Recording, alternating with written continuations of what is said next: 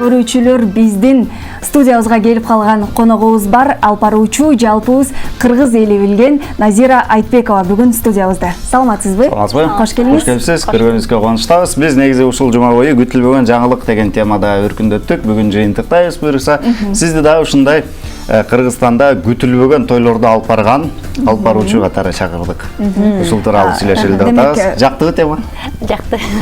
Күтүлбөгөн деп калдык. Сиз негизи көп тилде алып барат экенсиз. Мисалы, орус тилинде, түрк тилинде, кыргызча жана балким кез-кезеги келгенде англисча да алып барып коет экенсиз. Ушул тууралуу айтып берсеңиз, кандай күтүлбөгөн тойлордо окуялар болуп калат?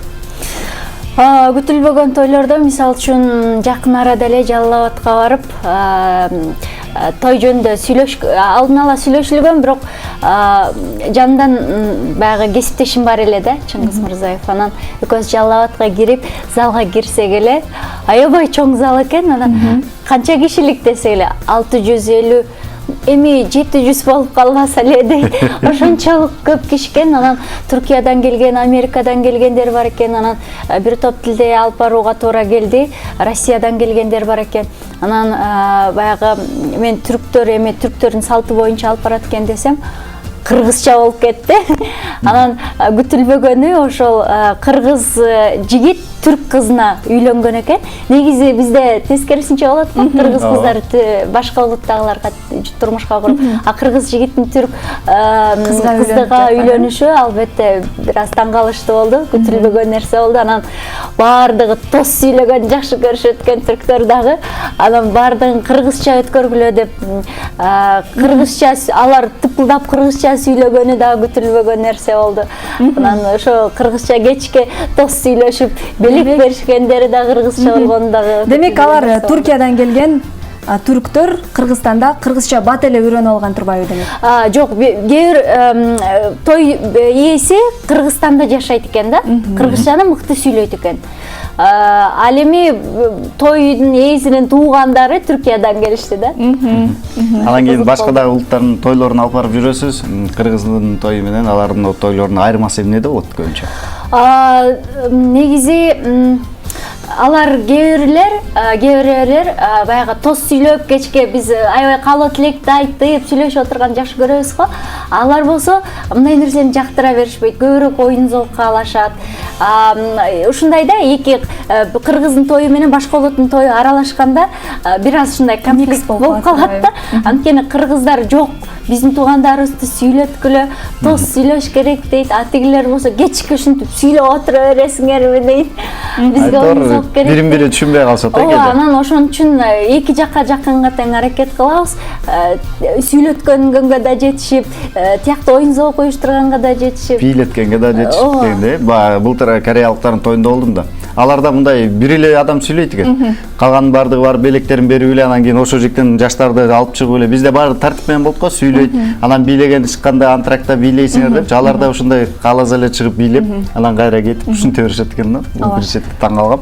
Назира айым, негизи мисалы Кыргызда той бергенде сөзсүз түрдө столдун үстүндө баары болот.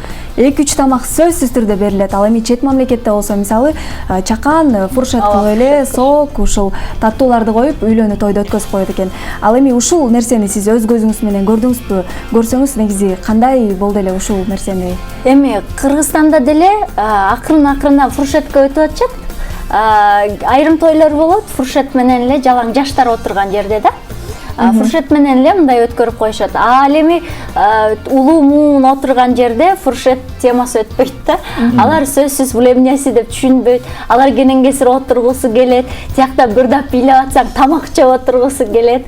Ошон үчүн бизде ал фуршет темасы жок. Берки аралашкан тойдо деле ошо кыргызча өткөрүп атышат. 5 бармагын кадимкидей беришип эле. Ошо андай фуршет кылгандар келип калыптыр да. Анан кийин ушундай устукандар тартып атса эле ушунча холестеринди кантип жешет билбейм деп мындай баш чайкаган учурлар да болот да. Бул албетте алар үчүн күтүлбөгөн жаңылык болот. Ал эми биз сиздин ошо чыгармачылыгыңыз, алпаруучулук боюнча сураштык. Эми жашооңузда, чыгармачылыгыңызда, андан сырткары жеке жашооңузда дагы бир күтүлбөгөн жаңылыктар болуп атабы? Болуп атса, акыркы кайсы жаңылыктар менен бөлүшүңүз? Эмне сизги таң калтырды? Эмнеге таң калдыңыз? Эмнени күткөн жок элеңиз? эми анчалык күтүлбөгөн деле жашоомдо эчтеке жок. Баары эле күткөндөй эле. Өз нугу менен ооба ар алдыма максат коём, план коём, ошону ишке ашыруу менен эле аракет кылып атабыз. Чыгармачылыктан сырткары эмне менен аракет кылып атасыз, алектенип атасыз? Чыгармачылыктан сырткары үйдө энемин, жубаймын дегендей, апамдын кызымын, ал милдеттеримди дагы татыктуу алып жүрүүгө аракет кылып атам. Андан сырткары жаңы долбоорлор чыгып атат, буюрса долбоорлор менен алектенип атабыз. Ошол. Баракелде. Назира эжеке, айтсаңыз, ушул көпчүлүк инсандардан сурап келебиз, негизи студиябызга келгенде биздин программабыз таңкы программа болгондуктан таң кандай башталат деп. Сиздин таңыңыз кандай башталат көпчүлүк учурда? Менин таңым көпчүлүк учурда эртең мен ойгоном алгач. Балаңыз эмес? Жок, балам эмес, балам аябай уйкучу. Анан абышкамды өпкүлөп, баламды өпкүлөп, кемпирче отуруп алып кечке бабырап, сүйлөнүп, чалынып, жалбарып, Кудай менен сүйлөшүп, рахматымды айтып, жыргап отура берем. Анан туруп, чай коюп, аларды ойготуп, баламды бакчага жөнөтөбүз. Анан атасы экөөбүз шашпай чай ичип алып, атасын жумушка жөнөтөм. Анан жыргалбай башталат. Таңыңыз күн сайын ушинтип башталып турбайбы? Кандай тамактан башталат?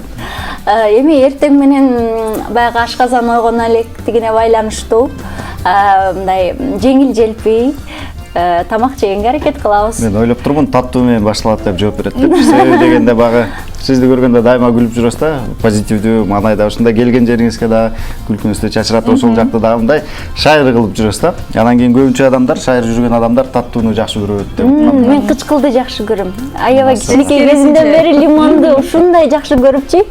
Анан колгон шекери жок жейсизби? Шекери жок жейм, көгөрүктү тузга малып алып жейм, көк алма кылып колгон кычкылга жакын. Сиздин оюңуз боюнча ар дайым позитивдүү маанайда жүрүүнүн сыры эмнеде? Билбейм, балким апамдан келгендир. Апам дагы дайыма жылмайып, күлүп жүрөт да. Анан ошондуктан мен дагы жылмайып жүргөнгө аракет кылам. Өзүм эле жанан ошо баягы телевидениеде иштегенине байланыштуу дайыма камераны көргөндө депкөнүп калганбыз да. Анан балким ошондун да бир себептери бардыр. Негизи жашоодо эле ушундай жайдарымын. Сиз аябай сүйүнгөндөчү жүрөгүңүз жарылабы? Жүрөк жарылуу деген кандай дейт? Жүрөгүм эми баягы опкол жуп, ушунчалык кубанычка толуп калат. Жүрөк жарылуу деген ошол болушу керек. Рахмат, келип жагымдуу маек куруп бергениңиз үчүн ыраазычылык билдиребиз. Чыгармачылык ийгиликтерди каалайбыз. Үй бүлөңүз менен да үй бүлөлүк бакыт каалайбыз. Бактылуу болуңуз. Сизди дагы да болсо көптөгөн жакшы жаңылыктарыңыз менен дайым ушул студияда күтүп алууга даярбыз. Чоң рахмат. Келиңиз. Ардактуу көрүүчүлөр, биз төмөнкү суроону биздин шаар тургундарына узатканбыз. Адам баласы негизи сүйүнгөндө жүрөгү жарылабы деген суроо. Келиңиздер анда жообун чогуу угалы. Андан жолугушабыз.